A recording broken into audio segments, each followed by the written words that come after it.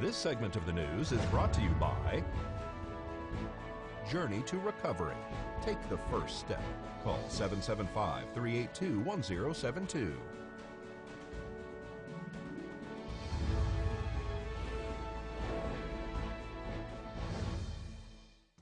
Alicia Lewis talks about a class that is being held at Nye Communities Coalition to help anyone who may be thinking of harming themselves.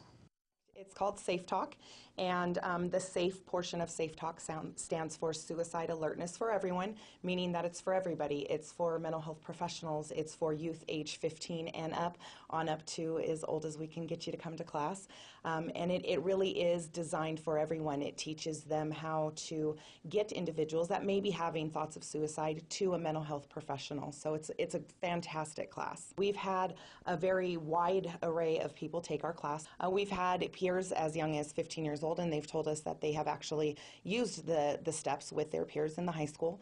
We've had elderly people that are at home just with them and their loved ones.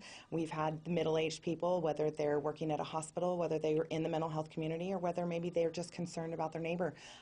We have had people that have had recent tragedies, and by tragedies that could mean anything from a loved one lost to suicide, but it could also be just the loss of a loved one. We've had people coming fresh out of tragedies, and they have found a lot of healing and a lot of great information in that class. It's a 4-hour course? It typically runs about 3.5 hours, but we say anywhere from 3 to 4 hours. And really that all depends on how many people that we have in that class, how much they choose to share, because, although that we are the ones that are educating and spreading that awareness, we do encourage people that, if you have something that you want to talk about, please, if it's relevant, let's discuss it. We do always have 2 people in the class with us, so if somebody does have an emotional reaction to any of the content, then there's always somebody available to step outside and process with them. How can people find out more about the class? They can contact me by phone number at 727-5546, extension 2121. They can also contact Kim Johnson at Nye Communities Coalition, and his phone number is 727-9970. When's the next class? The next class will be Thursday, May 3rd at noon, from noon to 4. We do take about a 15-minute break, and it's in room 31 at the Coalition. Will you be having any other classes that will be various hours, so that maybe kids that are in school or adults that are at work will be able to attend? We actually are in the process of planning one for the summer. We typically do one every summer, every spring break, every Christmas break. That way, kids and people that work for the school district as well, that they can get in on these classes during their breaks. We do them sometimes in the morning, sometimes in the afternoon, sometimes in the evenings. So it's really just all about the interest that we generate and, trying to fill the need the best we can to the most people. Classes are free? Classes are absolutely free thanks to the Coalition. And so give that number a phone call to definitely reserve your place into this class. Yes, and like I said, it is free, so all you have to do is just either give myself a call, give Kim Johnson a call, and we'll make sure that your name gets on that list. If you yourself, a family member or a friend, is having some difficulties right now and possibly considering suicide, what should they do? Obviously, if somebody's in imminent danger, we want to contact the Sheriff's Department, and they're great about responding to these crisis calls. We also have our National Suicide Hotline, and that can be accessed 24 hours a day, and talk to somebody live on the other end, and that number is 1-800-273-TALK, T-A-L-K. All right. Well, is Nicki Minaj and the police giving permission for a woman to enter your home? Well, according to one police report, a local woman told a homeowner just that.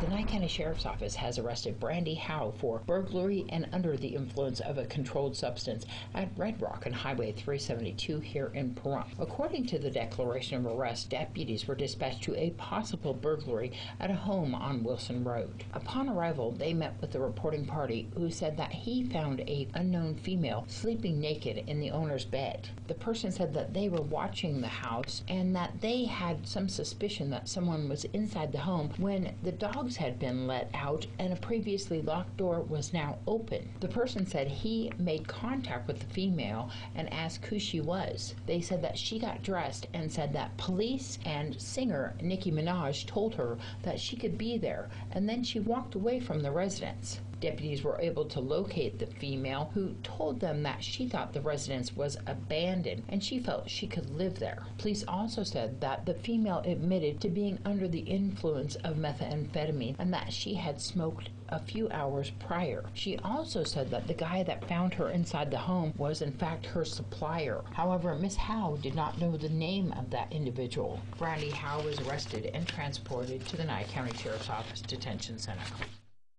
And a local woman was arrested for allegedly attacking a person with a bat.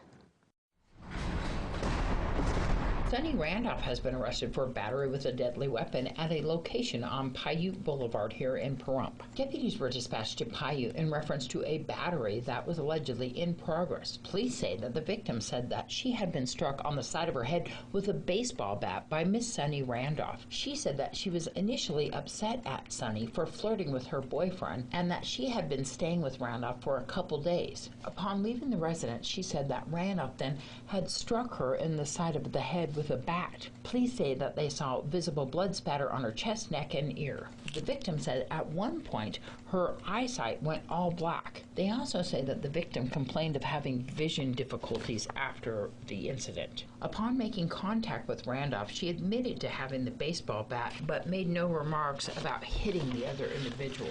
Sonny Randolph was arrested and transported to the Nye County Sheriff's Office Detention Center. When we return, we have a ribbon cutting and we introduce you to a candidate running for assembly.